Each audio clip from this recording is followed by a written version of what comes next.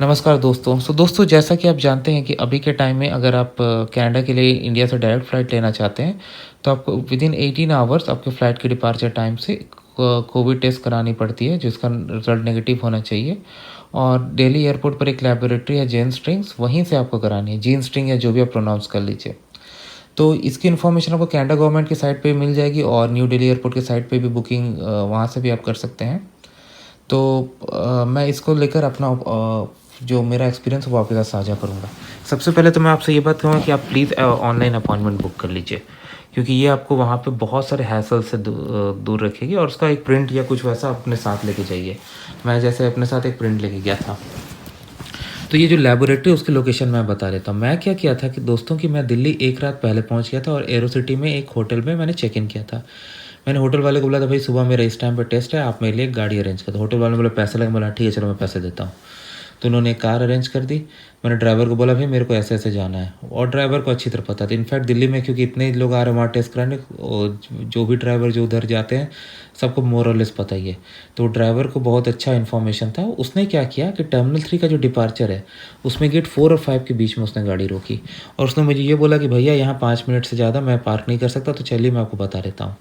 तो वहीं 4 और 5 गेट के बीच में एक एस्केलेटर जो नीचे की तरफ जाता है, और वो आपको मेट्रो के जो ब्रिज है, मेट्रो स्टेशन से जो टर्मिनल कनेक्टर ब्रिज, उसके गेट तक ले जाता है। वहाँ से आपको थोड़ा सा चलना होगा, ब्रिज पार कीजिए। पहले वो उसी ब्रिज पे होती थी, लेकिन वहाँ पर भीड़ का जमाव ज़्यादा हो जाता था, इसलिए अब वो मेट्रो स्टेशन के अंदर कर दी गई है। तो मेट्रो स्टेशन में घुसते ही राइट साइड में आपको वहाँ पे उसके वो एम्प्लॉयज़ वो लोग मिल जाएंगे। वहाँ पे कोविड टेस्ट सेंटर का बोर्ड भी लगा होगा। तो आपको उनसे जाकर ये कहना है कि आपको कनाडा के लिए करवानी है और आपकी ऑनलाइन बुकिंग है, ये दोनों बात आप उनसे कहिए। क्योंकि कनाडा जाने वाले पैसेंजर्स के लिए उन्होंने एक सेपरेट सेक्शन बना दिया। वहाँ पर आप जाओगे तो वहाँ लिखा रहेगा for passengers to Canada only. तो हम लोग जो गए वहाँ पे कोई नहीं था, मैंने कोई वेटिंग में नहीं था। कुछ एम्प्लॉयज़ थे जो लोग सैंपल वगैरह कलेक्ट कर रहे थे, उनके पास मैं गया, प्रिंट आउट दिखाया। उन्होंने सिस्टम से इन्फॉर्मेशन निकाला और एक नया प्रिंट आउट दिया जिसपे कुछ बार कोड स्टिक था। बोला कि भाई आप जाके सैंपल दे दो। वहाँ बैठे सैंपल लिया, और सैंपल लेना भी कोई तरीका भी कोई बहुत ज़्यादा इन्वेसिव नहीं था, आराम से वो भी हो गया। उसके बाद हमें तुरंत से मतलब मैंने रैपिड ले लिया, बट आपके ऊपर आप RT-PCR भी ले सकते हो।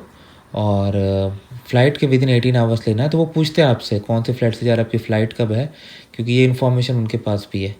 तो वो करवा लीजिए, फिर रिपोर्ट मेल पे आ जाती है। तो हम लोग 2 लोग गए थे, तो मेरी तो रिपोर्ट आ गई टाइम पे, मैं जिनके साथ गया था उनकी नहीं आई। तो इसलिए मैंने फिर कॉल किया 1 घंटे 1.5 घंटे बात करी कि भाई रिपोर्ट नहीं आया अब तक। तो उन्होंने सिस्टम में चेक किया, बारकोड देखकर बोला भाई रिपोर्ट तो यहाँ अवेलेबल है, आपको आई क्यों नहीं? तो हम बोले भाई दोबारा ईमेल भेजिए। तो उन्होंने ईमेल आईडी कंफर्म किया सिस्टम में और तुरंत से ईमेल भेज दी। तो ये काम भी हो गया। तो बहुत ही सिंपल है दोस्तों। याद रखिए, आप जाएंगे वहाँ पर टेस्टिंग बहुत सारे कंट्रीज़ के लिए हो रही है, लेकिन कनाडा के लिए उन्होंने डेडिकेटेड सेक्शन बनाया है।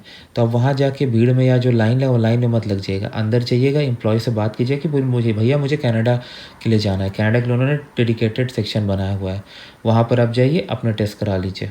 इससे आपका प्रॉब्लम मतलब तुरंत सॉल्व हो जाएगा। मैं और वीडियोस पब्लिश करूँगा जिसमें मैं और ज़्यादा जानकारी दूँगा। धन्यवाद दोस्तों।